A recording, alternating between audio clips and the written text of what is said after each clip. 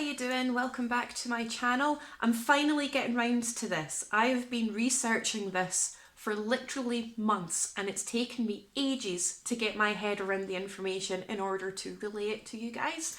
So I'm really sorry that it's taken so long to continue this series, and hopefully that won't happen again. But I am back with another long-awaited metal history episode. Now, if you are new to this series, basically what this channel does, as well as recommending new music, album rankings, top 10 lists and things like that, I also delve into the history and the mythology behind metal music that has those kind of themes. And at the moment I'm in the middle of talking about Nile's debut album, Amongst the Catacombs of Nephren-Ka, and today we're going to be talking about the very strange track Barra Edinazzu. Edinazzu? I think it's Edinazzu. My pronunciation will always be terrible. It's part of my charm, so we'll just bash on with that. But today I'm going to be talking about what the story is behind Barra Edinazzu. Now, in order for me to talk about this track properly, I do need to set a little bit of context here, otherwise none of it is going to make any sense. And I really hope that I do portray this in a sensible kind of fashion, because like I said, it took me ages to get my head around this information, so I will try my very best. But we all know that Nile are very well known for their Egyptian themes, their Babylonian, kind of Akkadian themes throughout their music and their artwork, but they're also very well known for their H.P. Lovecraft inspired themes as well, and this track is definitely all about that. So the very first thing that I want to talk about is the Necronomicon.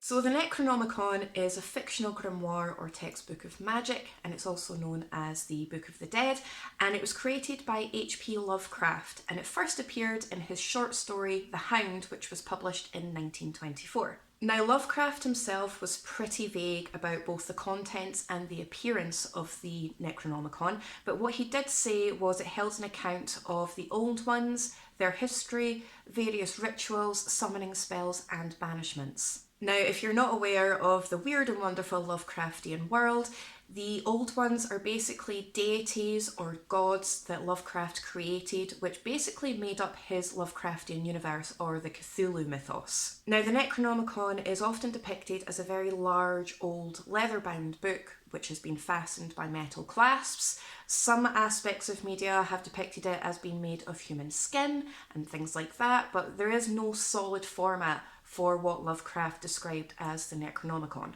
It's basically the most popular literary hoax that there is, and various versions of the Necronomicon have been published since Lovecraft's death, and the most famous of which is probably the Simon Necronomicon, which was published in 1977. But also being the most famous and the most popular version of the Necronomicon, it's also the most heavily criticised, because it doesn't actually contain an awful lot of the very vague information that Lovecraft has actually supplied about the contents of the Necronomicon.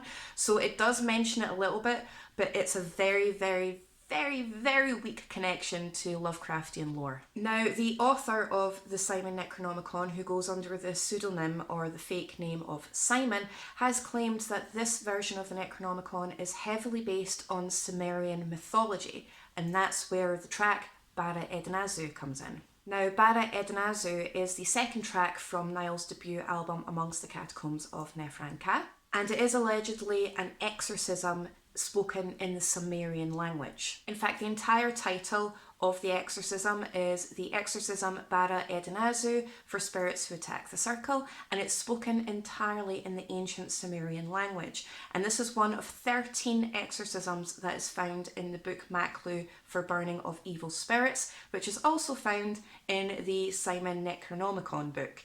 That's an awful lot, and I'm just going to break this down for you a little bit.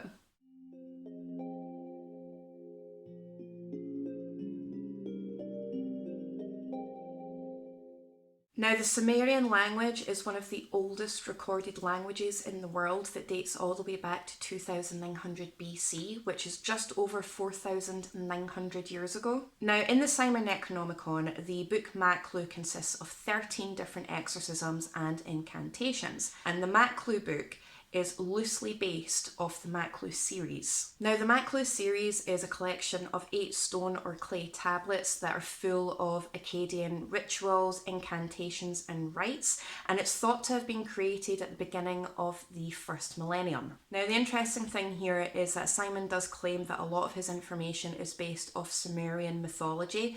However, these tablets in particular are actually from the Babylonian era, which came after the Sumerian era. However, what you have to keep in mind, and it is basically splitting hairs a little bit here, is that a lot of Babylonian text, a lot of Babylonian incantations and rites were actually spoken in Sumerian as well, and they took a lot of their traditions and a lot of their ideas from the Sumerian era that came before them. So technically speaking, it is a little bit like splitting hairs. It is technically Babylonian, these tablets, but a lot of the language, a lot of the ideas and a lot of the rites were actually Sumerian. Now, the main concept and the main idea behind these tablets was to provide protection, defences against evil spirits, and the word Maklu literally does mean burning, and what a lot of the rituals consisted of was burning of effigies, little dolls, little puppets that represented the evil spirits that they were trying to banish. Now, what I need to make completely clear here is that the exorcisms that are in the Simon Necronomicon are completely fictional. These exorcisms were not actually in the tablets, the Maklu series that Simon based his information on. He did take inspiration, but these exorcisms, along with the other 12 that are in the Maklu book series in his Necronomicon version, are completely fictional. He made them up. They're entirely made up from his own imagination. Now, if you want to pause the video here, because I have the lyrics and the English translation up on screen here, just so you can see exactly what it is that the band are singing about. And as you can see, you know, it has a lot of really basic things in this track where they're talking about, you know, begone vampire, begone larvae, begone demon, all these basic things, but there are 5 different demons in particular that they also mention, as well as your normal kind of standard creepy crawlies that they want to get rid of. So you have the Galu, who were the Mesopotamian demons that were responsible for taking poor souls down to the underworld. You have Namtar, who was the demon of disease. Then you have Ashak, who is a bird-like storm demon, and he has a very interesting backstory, so if you have time, definitely check that out. That's a very, very cool story. You have the Kilgalal, which was a demon responsible for destroying souls in the underworld. And you also have the Succubus, who was the seductress and the enchantress. Now, all of these demons are part of the exorcism, as well as your standard creepy crawlies, basically all the demonic entities that you don't want hanging around you. This is a fictional exorcism that has Lovecraftian themes taken from the Simon Necronomicon, again completely fictional, that the band have decided to turn into a track. So the next time you listen to the track, you're gonna know that this band are basically shouting at the scary demons to go away. So that's the story behind Barra Edinazzu. It's basically an H.P. Lovecraft themed fictional exorcism based on the ancient Sumerian language. So the next time you listen to that track, you're going to know exactly what it's about. So if you like this series, drop me a little comment in the comments section below to let me know what you think. And if there's any particular tracks, albums or bands that you want me to look at, it doesn't have to just be history. It can be complete mythology as well. Let me know. Let me know what you think of this particular track in general and the story behind it. If you have anything to add, your thoughts on it, please let me know. If you could like, share and subscribe, I really do appreciate your support as always. Thank you so much, and I'll see you next time in my next video.